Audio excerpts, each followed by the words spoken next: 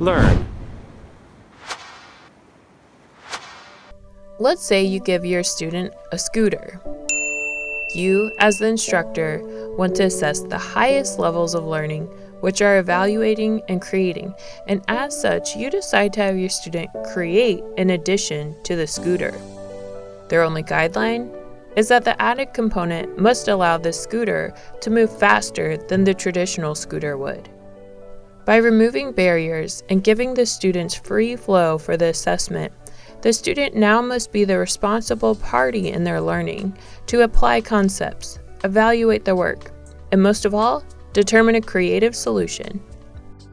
Award-winning faculty member Amber Hensley shared in the last segment how she aimed for depth of content over breadth of content in her 3000 level psychology course. One of her methods for assessing her students was to use a concept map throughout the semester. Here's how she was able to determine if the students were acquiring deeper levels of knowledge by using that project as a guide. Just like if you give a student an essay and they can write this long essay, but when you start reading it, you realize it's just verbal diarrhea onto the page. Like none of this is making sense. They just wrote a bunch of words down.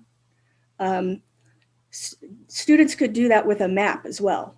So that when I open up the document, I see this big thing with lots of stuff going around. But when I start to actually follow the thread, and by thread, I mean, I start in the middle with drug use. And then I follow that in every connection until it stops.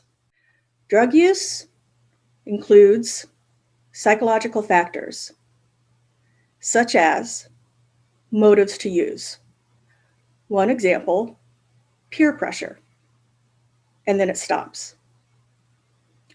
So great maps do have a lot on them, but then you have to, as I'm grading it, I'm constantly zooming in and then zooming out. By giving students 4 different deadlines to turn in progressions of their maps, Dr. Hensley is able to perceive if the students are gaining the deepest levels of learning. By the time the student must turn in the final version of their map at the end of the semester, they should be evaluating the different concepts they have learned. Dr. Hensley measures this by how well they connect different parts of their map together. By giving the student minimal structure on the maps, but consistent feedback throughout, her students become the responsible party in eventually creating and evaluating their own work. Multiple choice questions on a Scantron, if written well, can be a good assessment tool. So I'm not completely, disregarding that method. But if you're wanting to do something a little bit different or add something or tweak something, then thinking about something like a concept map where it really challenges the students because they've grown up. I grew up taking Scantron tests and filling in bubbles. And so now this is something novel. And it's really pushing many of them outside of their comfort zone. Creativity is indeed one of the deepest levels of learning that can occur. In Bloom's taxonomy, we've watched how levels 1 and 2 can be accomplished by skipping that stone across the water, covering breadth of knowledge. Then we saw how the stone begins to sink and where depth of content is beginning in levels 3 and 4 when applying and analyzing concepts. One stone, one body of water.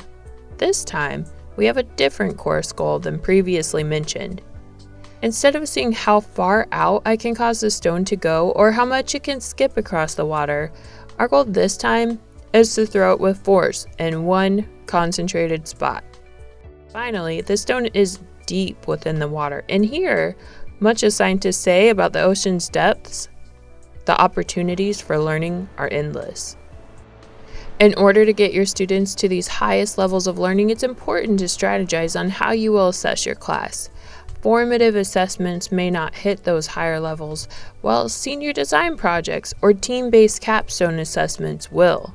All Consider which learning outcomes in your course will benefit greatly from this deeper learning. Learn.